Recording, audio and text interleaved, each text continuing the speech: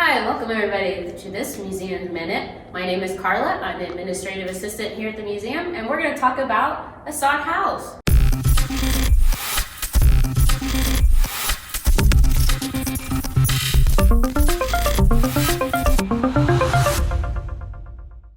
As you know, in the 1860s, when people were pioneering across the plains, there was no trees to build with, right?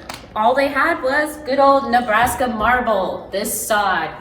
Each one of these bricks here is about 50 pounds, it's as heavy as a sack of potatoes. 18 by 24, and they are stacked root side up so that the roots would continue to grow into the next brick and make it really strong wall to live in. So if you want to come with me inside of the house, I will tell you some more about it. So when settlers were building their sod houses, a lot of times the covered wagon or their tents weren't much protection from the weather, so they'd actually dig into a hill and create a dugout.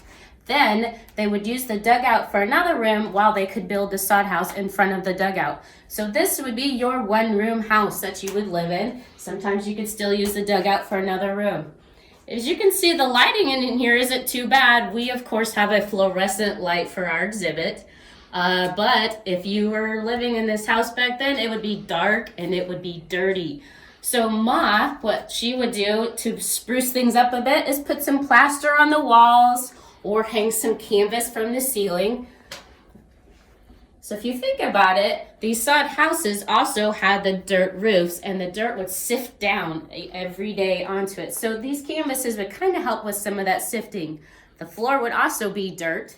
So when it rained and when it snowed, you would be walking in mud. Another thing that settlers had to deal with was the critters. Living in the sod bricks were fleas and ticks. Mice would burrow into them to find warmth, and chasing the mice were hungry garter snakes. One settler reported a snake falling down on their table during dinner time. Can you imagine?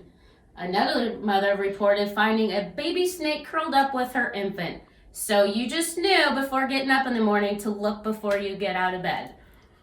So that is this edition of Museum Minute. For more online resources and educational programming, please check our social media or visit us at hastingsmuseum.org.